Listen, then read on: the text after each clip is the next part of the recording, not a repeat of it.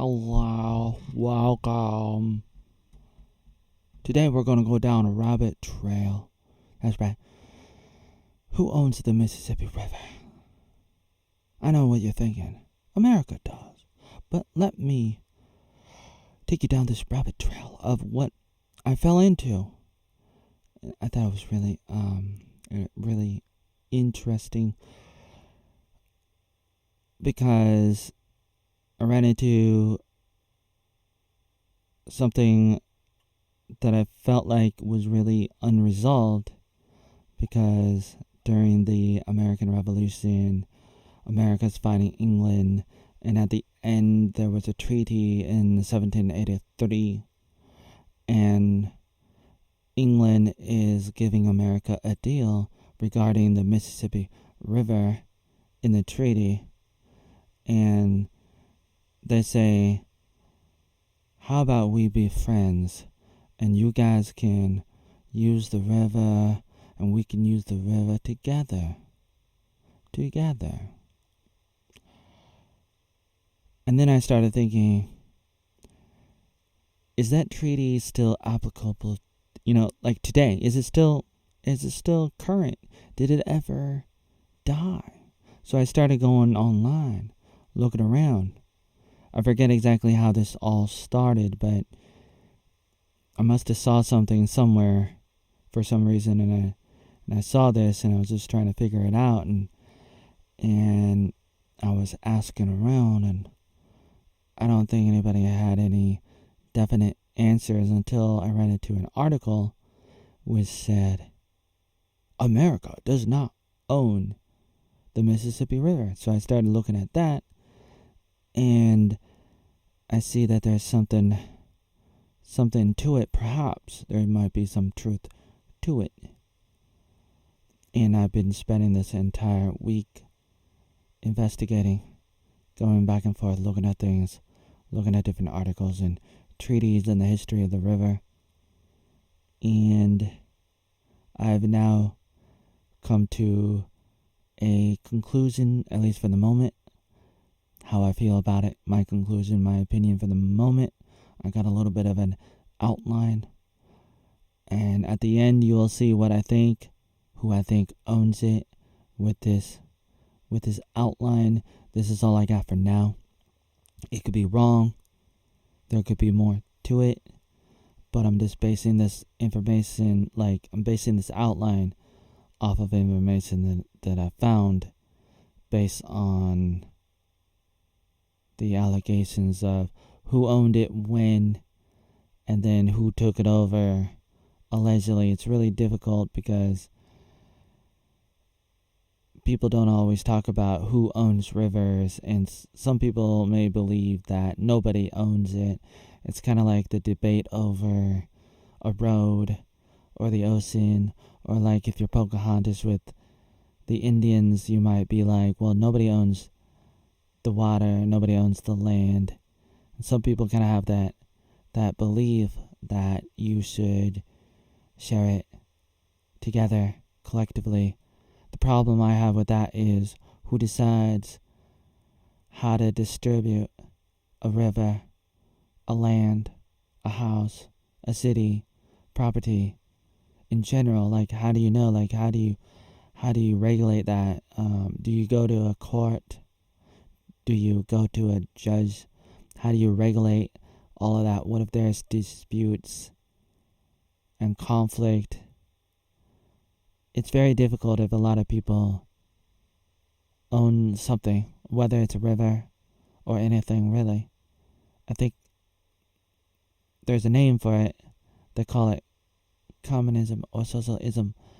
And when I went to Asia, people would talk about it, and some people believe that. A lot of Asians generally believe it. They are taught that that's simply how things are. And it's very convenient, and especially if you have a small group of people, whether it's your friends, your family, your neighborhood, a local tribe, a small city or town, a village. Like if you have a small enough group of people, you guys can share something. Whether it's a river, a land, a place, you can do it. The problem is when you try to scale it up to the entire world, or to a lot more people, to a bigger group of people, to a bigger place, especially something as big as the Mississippi River. And that's why I wanted to talk about this, because it's like, I just thought the biggest thing that got me wasn't the river itself, because I guess I don't really care about the river. River's interesting, but the bigger thing that got my attention was whether or not the treaty was active today, whether or not it was ended by another treaty, or perhaps the Constitution that came in a few years later. In what year was it? 1787, 1789. It was a few years later the Constitution came, and I wasn't sure if it had anything about the Treaty of Paris that came in 1783 between America and England in Paris. Paris is in France, of all places, which is one of the countries that is involved with this river, with the history of this river. I have a really quick outline of the different countries that have claimed ownership of the river, the Mississippi River, over the years. Starting with France. And it doesn't include any other countries before that. That is like, I'm not included like the Indians. I don't know if the Indians claim ownership of the river. I imagine a lot of them don't believe in that kind of thing. Like I said, they don't believe in that. Pocahontas don't believe in that. She don't believe in that. No. Every rock, every bear, every tree has a spirit, has a name. That's what she believes. Have you ever seen a wolf cry to a full moon? Here's my outline. God damn it. Oh my god, there's Negan that got me banned off Twitter. At least it's not that bad compared to, YouTube deleting my 10,000 videos. Hey folks. Yeah. Who that girl? Who are you? Yes. More. Harder. Shut up. No more. I'm serious. Here's my conclusion and opinion on the matter for now is England did not sell the river to America in 1783 during the Treaty of Paris, when the war ended between England and America was getting their independence to become the United States of America.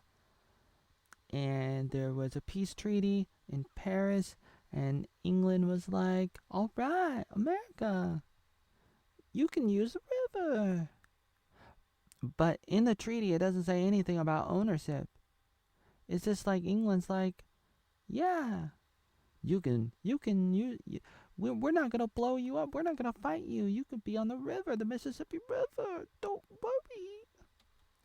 And so I was a little bit worried. I was like, what if we violated that deal, that contract later on? I don't know. So I was just like trying to investigate that for a really, really long time, because I didn't really have any clear answers.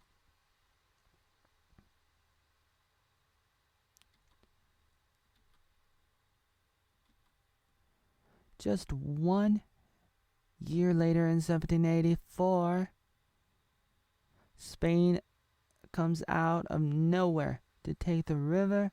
Therefore, America didn't violate the 1783 contract. Instead, Spain did. Spain came in out of nowhere and stole the ball, stole the river. It was a third party. Third party. You got two parties. What a party. It's my party. I'll cry if I want to. Two parties. America and England. There was a contract. Like Steven Crowder and Ben Shapiro de Luau. Contract. A deal. A treaty. America, apparently, allegedly, America didn't violate it, and then Spain they come in, they take it over, but, England didn't sign no deal with Spain, apparently, and then Spain had it, and England didn't have it, and America didn't have it. At that time, 1784, Spain got it. So then Spain had it. So basically, here's the overall outline. And the conclusion at the end. Once upon a time, there was a river called the Mississippi River.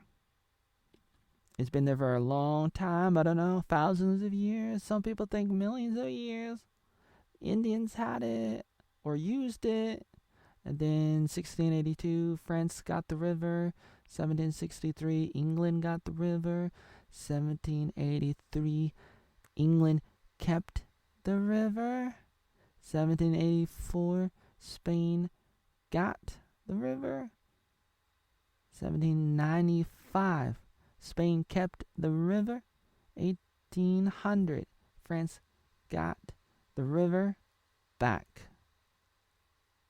1803, American got the river. Therefore, my conclusion, end of the story, America owns the river.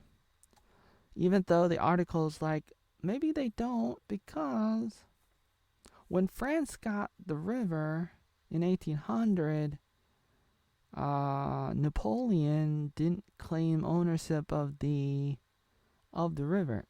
I don't know if that's true. If there's any truth about it, then you gotta let me know. But I can't find anything about that, because all I know is that it's like, based on what I'm seeing, I have to read between the lines, because they don't always talk about it. Maybe there's some top secret documents or whatever where people talk about it specifically, or maybe there's like a lot of assumptions about it, because like people at the time, maybe they just kind of assume stuff like if you do this, that means this and this and this. Like, I don't know. You gotta tell me. I don't know. I'm not no expert historian. I don't know these things. But all I know is this is basically what I'm seeing, and this is basically what I know. And so, unfortunately, that little WordPress article that I was looking at may be inaccurate. However, maybe not. There could be some truth in that. The article goes on to say stuff like, it talks about other things that happened after 1803. About other things happened. A lot of, some stuff happened, and then there's a question of who owns those things, and those, the stuff and the entities that were created to govern the river or whatever. Bunch of different things happen, like later on, like in the 1900s, 1930s. And so there might be some speculation, maybe there's some truth about it, creating the TVA, whatever that is, the TVA, not the TV, TVA, what was that, 1933?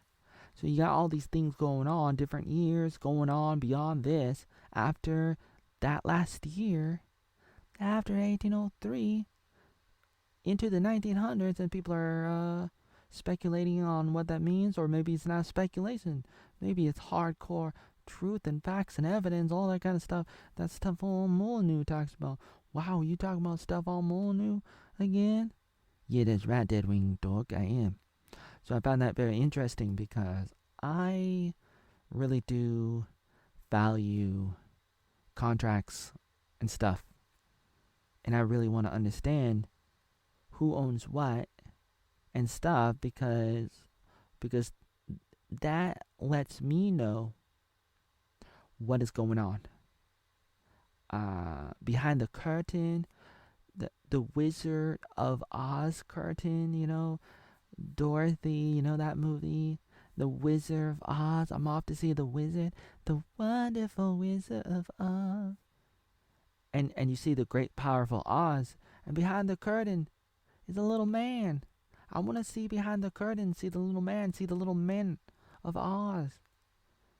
And I want to know who owns what and stuff, and the secret agreements and WEF, Davos, and all this stuff that happens, Bilderberg, all these secret meetings between the globalists, the elites, and I want to understand the history of that. Those people who are like telling us you have to eat the bugs and how to live your lives and all this kind of stuff. I want to know. I just want to know the history of what happened, right or wrong, true or false. It's really hard to say sometimes because you don't always know.